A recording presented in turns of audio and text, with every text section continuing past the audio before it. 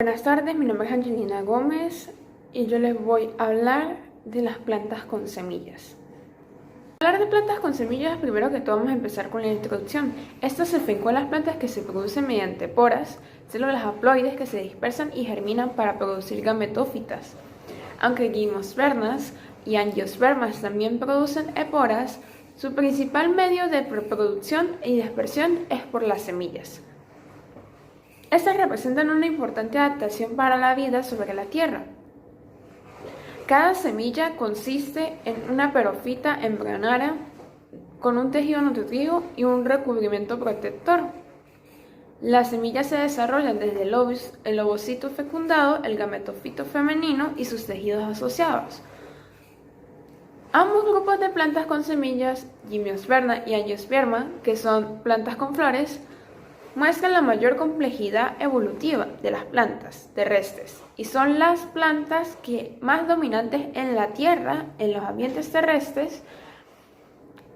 Las semillas son reproductivamente superiores a las esporas por varias razones. En primera razón, una semilla está en su fase más avanzada, ya que en el desarrollo, antes de liberarse para sobrevivir por cuenta propia, ya cuenta con una planta joven multicelular con raíz y tallos embrionarios y una o más hojas ya formadas. Una pora es una sola. En segundo lugar, contiene una abundante fuente de alimento después de germinar. El alimento almacenado en las semillas nutre a la planta embrionaria hasta que se vuelve autosuficiente. Puesto que una pora es una sola célula, existen pocas reservas alimenticias para que la planta se desarrolle a partir de una espora. Las semillas y plantas con semillas están íntimamente conectadas con el desarrollo de la civilización humana. Desde los tiempos prehistóricos, los humanos primitivos recolectaron las semillas para alimentarse de ellas. Ellas contienen una fuente concentrada de proteínas, aceites, carbohidratos y vitaminas que son nutritivas tanto para los humanos como para las plantas. Como las briofitas y las plantas vasculares sin semillas introducidas anteriormente, las plantas con semillas tienen ciclos de vida con alternancia de generaciones. ¿Qué significa esto? Que parte en farsa de su vida en la etapa esporofita diploide multicelular y parte gamafita haploide multicelular. Los grandes botánicos dividen las plantas con semillas en dos grupos con base en sí una pared ovárica los rodea o sus óvulos. Recuerden que un ovario es una estructura que contiene uno o más óvulos. Los dos grupos son gimnospermas, que se deriva del griego y significa semilla desnuda, y angiosperma, que sería la expresión griega semilla encerrada en una vasija o estuche. Por lo general, las gimnospermas se clasifican en 4 grandes filos, que parten a partir de una sola línea evolutiva. El filo más grande de gimnospermas es la coniferófita, llamada comúnmente conífera. El segundo filo de las gimnospermas es el ginkgofita, mayormente conocida como los ginkgos. La psidofita, las cicadas, y el cuarto filo, la genofita, que es las genetofitas. Es una conexión de plantas poco comunes que comparte ciertos rasgos que no se encuentran en otras gimnospermas. Hasta hace poco se consideraba que las genetofitas estaban más cercanamente emparejadas con las plantas con flores que con otros clados de gimnospermas. Sin embargo, con la evidencia actual y los estudios, las genófitas están cercanamente relacionadas con las coníferas. Las coníferas son plantas leñosas que producen semillas en conos, que incluye pinos, píceas, sugas y abetos. Comprende el grupo familiar de gimnospermas más grande. Estas producen anuales de tejidos secundarios. No existen coníferas herbáceas, o sea, no leñosas. La madera, el xilema secundario, consiste en traqueidas, que son largas células adelgazadas con surcos a través de los cuales agua y minerales disueltos se mueven de una célula a otra. Muchas coníferas producen de resina. ¿Qué es la resina? Una sustancia viscosa clara o translúcida. Las coníferas tienen hojas llamadas agujas, que son largas y estrechas, duras y coriáceas. Evolución de gimnospermas y angiospermas. Este cladograma muestra una hipótesis actual de las relaciones filogenéticas entre plantas con semillas existentes con base en evidencia estructural, comparaciones moleculares y fósiles. La mayoría de las coníferas son monoicas, es decir, tienen partes reproductoras masculina y femenina separadas, en diferentes posiciones de la misma planta. Las coníferas ocupan áreas extensas que varían desde el Ártico hasta los trópicos y son la vegetación dominante en las regiones boscosas de Alaska, Canadá, el norte de Europa y Siberia. El suroeste de China, con más de 60 especies de coníferas, tiene la mayor diversidad regional de especies de coníferas en todo el mundo. Los pinos representan un ciclo de vida conífero común. El género Pinus, con mucho el género más grande en las coníferas, consiste en alrededor de 100 especies. Un pino es una esporofita madura. El pino es heterósforo y por lo tanto produce microsporas y megasporas en conos separados. Muchos botánicos consideran que los conos femeninos son sistemas de ramas modificados. Cada escama de cono tiene 2 óvulos o megasporangios en su superficie superior. Las cícadas tienen conos de semillas y hojas compuestas. Las cícadas fueron muy importantes durante el período Triásico, que comenzó hace aproximadamente 251 millones de años, y en algunas ocasiones se le conoce como la era de las cícadas.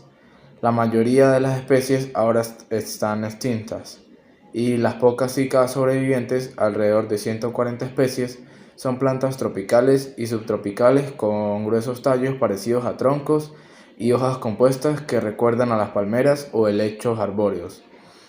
Ginkgo biloba es la única especie viva en este filo. Ginkgo está representado por una sola especie existente viva, el Ginkgo biloba. Esta es nativa del este de China y crece en la naturaleza solo en 2 ubicaciones. Los humanos la han cultivado durante siglos en China y Japón por sus semillas comestibles. Con frecuencia, en la actualidad, se plantan gingos en América del Norte y Europa, particularmente en parques y a lo largo de las calles de las ciudades, ya que este es robusto y un poco resistente a la contaminación del aire. Buenas tardes, mi nombre es Javier Angulo. El día de hoy le vengo a dar a exponer sobre lo que me correspondió hablar acerca del tema frutas con semillas. Así empezando con las netofitas y sus 3 géneros raros. Las netofitas consisten en aproximadamente 70 especies divididas en 3 géneros oscuros y raros.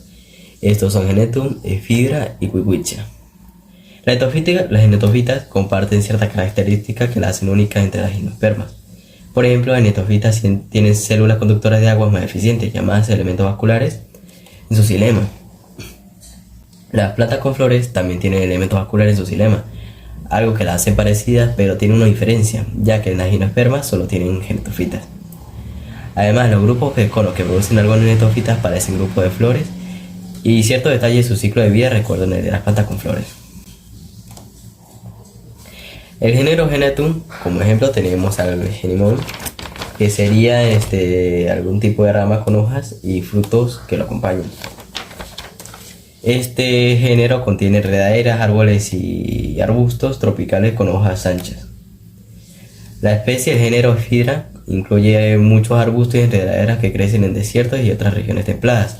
Como ejemplo tenemos al abeto articulado, que se basa en ramas largas extendidas, poseyendo pequeñas partículas o bultos de polen que lo hacían incluso de hace mucho tiempo para el té. Hablando así, el tercer género, el Wiwitchia, solo contiene una especie. Esta, el Mirabilis, que se encuentra sobre todo en el desierto del suroeste africano. La mayor parte de su cuerpo es una raíz principal larga que crece bajo la tierra, su tallo corto y ancho. Forma un disco poco profundo de hasta 0,9 de diámetro, a partir del cual se extienden 2 hojas con forma de listón. Y tales hojas han llegado hasta medir 2 metros de largo. Como segundo tema tenemos el de plantas con flores. Las plantas con flores con biospermas son las plantas más populares del mundo, o en la actualidad. E incluso sobrepasan a las gimnospermas en importancia. Ellos han llegado a adaptarse a cualquier ecosistema o hábitat, por así decirlo, con al menos 300.000 especies. Estas flores provienen en gran cantidad de colores, tamaños y formas, desde violetas herbáceas hasta los grandes eucaliptos. Algunas plantas con flores tulipanes como tulipanes y rosas, por ejemplo, tienen grandes flores visibles. Otras como los céspedes y robles producen pequeñas flores poco visibles. Las plantas con flores son plantas vasculares que se producen sexualmente mediante la formación de flores y, después de un proceso único de fecundación doble, semillas dentro de frutos. Como tercer tema tenemos el de monocotiledonias y eudicotiledonias, que son las dos clases más grandes de plantas con flores. Las eudicotiledonias son, por así decirlo, las que poseen más especies, más resumidos son 200.000. En cambio, las monocotiledonias son 90.000 especies. Las monocotiledonias incluyen palmeras, céspedes, orquídeas, irises, cebollas y lirios. Estas son principalmente plantas herbáceas con largas hojas estrechas que tienen venas paralelas, los principales nervios foliares que corren paralelos entre ellos. Las eudicotiledonias incluyen robles, rosas, mostazas, cactus, moras y girasoles. Las eudicotiledonias son herbáceas, como la planta del tomate, o leñosas, como las nogales. Sus hojas pueden variar en su forma, pero comúnmente son más anchas que las hojas de las monocotiledonias, con nervios en forma de red, finalmente ramificados. La reproducción sexual tiene lugar en las flores.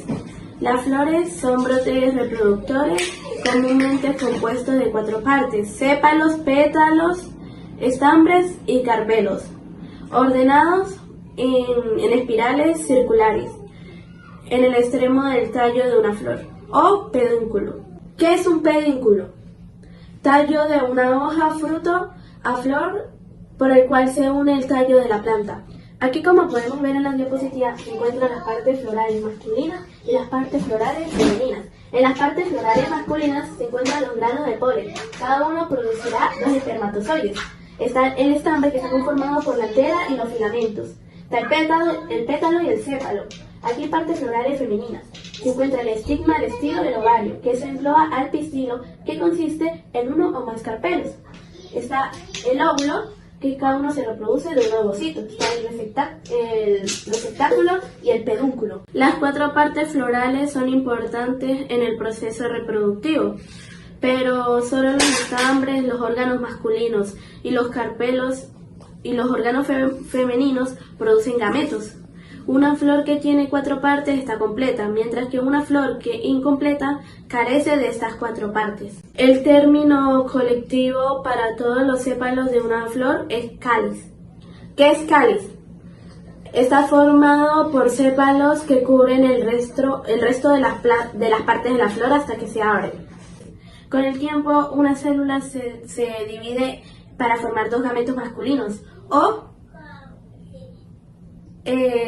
espermatozoides, y la otra produce un tubo de polen a través del cual viajan los espermatozoides para llegar al óvulo. Cada estambre está compuesto por un tallo delgado llamado filamento y una antena con forma de saco donde ocurre la meiosis para formar microesporas que se transforman en granos de polen. La parte femenina de la flor también se llama pistilo. Un pistilo puede consistir en un solo carpelo. ¿Qué es un carpelo? Órgano de reproducción femenino de origen foliar que contiene 1 o varios óvulos. En general, cada pistilo tiene 3 secciones: un estigma sobre el cual aterriza el grano de polen, un estilo, una estructura con forma de cuello a través de la cual crea el tubo de polen, y un ovario con una estructura alargada que contiene 1 o más óvulos.